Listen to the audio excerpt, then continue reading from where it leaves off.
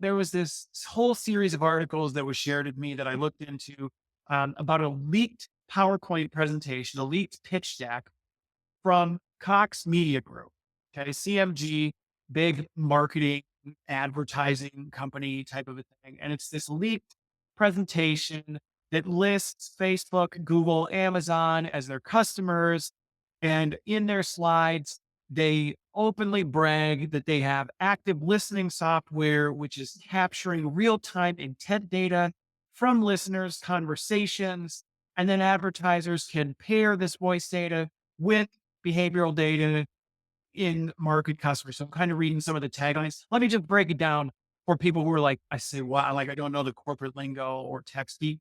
Basically, what the leak deck said was, hey, we figured out how to hack people's microphones in their smart devices. And we are actively listening to everything they say. And we've found a way. And if you work with us, we can take that information that we gathered through their microphone and use it to help target market your products to people. That's essentially what is in the deck that their claims are that they're doing this. And as you can imagine, people blow up about it, right? People are outraged about it. And, all these stories of, remember I was talking about that and I got on Facebook and then there was an ad for that. And I've had those same moments where I go, that's weird. Like I went on my phone and that happens to be the thing that's on Amazon right now. Like that's odd. Um, and so I understand where that comes from. And there is a part of me that goes, I have my suspicions that there are apps and companies who are monitoring, your microphone data and looking for keywords and things to try and connect things to stuff. I I think that's probably happening. But here's where I get a little bit nervous about that. It is so easy to start going down the conspiratorial train, and it's not good for you. It's not good for other people. It's not you can start to dwell, you can take the red pill and go on a trip down, have a bad trip of it just so crazy places about, yep, and I knew this is the Illuminati, and pretty soon this is how there's gonna be the NWO is gonna take over, and you're just like, oh, okay, let's calm down. Because first of all, one of the things that I would just kind of demystify some of this. These advertising companies do not care about your private conversation. They care about what they can say. You are their product. You're a product to them. You're nothing more than a product, a potential stream of revenue for them. So there's no value in selling, there's no value in capturing information other than to try and hook it up to products that they can sell you. Oh, you're having an argument. Maybe I should send a thing for BetterHelp, for therapy. You've been Googling depression. Maybe I'll send you a thing for, whatever. You get the trick of it. It's not the nefarious. I guess it depends on how you define nefarious. But I think sometimes it's easy to start going to these places of like there's these tech overlords who are thinking about controlling your life and what time you wake up in the morning and what you eat for breakfast. And I guess in some ways it's kind of like, well, I mean, they kind of do, but ultimately because they just want to sell you the breakfast cereal you eat and the smartwatch that you wear to wake you up. Like, so there's truth in it, but there's also not. And I think sometimes it's easy to gravitate towards the part that's speculation or hyperbole that can get us all fired up and freaked out. Okay. So that's where I want to demystify that a little bit. And I'm sure there are people who are going to be super upset with me and go, no, the Illuminati is trying to kill us. The elite are trying to take over the world. Let me just say I've met some of these elite and they're not the monsters that I think a lot of people make them out to be. I mean, in some ways they are in that they care about money and themselves more than anything else at times. And they will exploit people for, you know, whatever. Just Google what's going on with beast games right now. And you'll quickly see what happens when people become obsessed with power and money and say people are nothing more than a product. So I guess in some senses, I do agree and understand of like this is really dark. It's not good. It's evil. And it's not benefiting people at the end.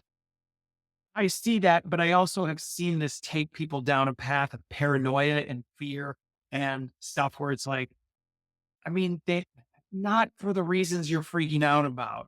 You don't need to cover your house in brass or tinfoil to block the signals from this. It's just they're trying to figure out what you're doing so they can sell you more crap, so they can make more money, so they can take advantage of people to make more money. I mean, it's a messy system and it's broken and I hate it. And I look forward to the day when it's not like that anymore. But that's what's going on. Now, here's the other part that bothered me about it is when I looked into it, I looked at the responses from Facebook, Google, and Amazon, and all of them are like, I don't know who CMG is. They're not an approved partner. Like, we have nothing to do with them. I'm sorry. We've said we don't listen to your microphones. We don't listen to your microphones. Just because a leaked deck from an ad agency who's trying to get you to buy their advertising says they work with us and claims they can do this, it doesn't mean that's what we're doing.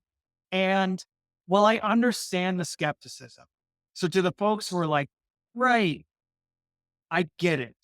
And even myself, there's a part of me that's like, are you telling me it's always a coincidence when I open this app, it happens to be something like, is that really what you're trying to sell me? So I understand where some of the skepticism comes from. But the part that is disappointing to me is that there's almost no room left for people to go, maybe CMG is just a shady advertising company who's lying about their clients and actually lying about their capabilities to sell to people. I mean, good grief. I've worked with enough vendors over the years. I can tell you that happens all the time. The number of pitches I've been given by people that I go, wait, you work with so and so? I know the people over there. They have never heard of you. And then all of a sudden, well, not really. I once talked to one person in this one division and this other country, and they didn't end up buying, but we had a conversation. You're like, but you slapped their logo on your deck? And it wouldn't be the first time a company has grossly exaggerated what they're able to do to try and get you to buy their product. So my take on it is, should we be careful and maybe a little bit have a healthy suspicion for our devices and maybe I'm more aware of how our data is being used? Yeah. Do I regularly say, no, please don't share my advertising data across applications? Yes. Am I a little more careful about my settings and my privacy settings on stuff? Sure. Am I worried the Illuminati is listening to my conversation right now because my iPhone is sitting on my desk and I'm going to secretly be watched by government agencies because I talked about this on my podcast?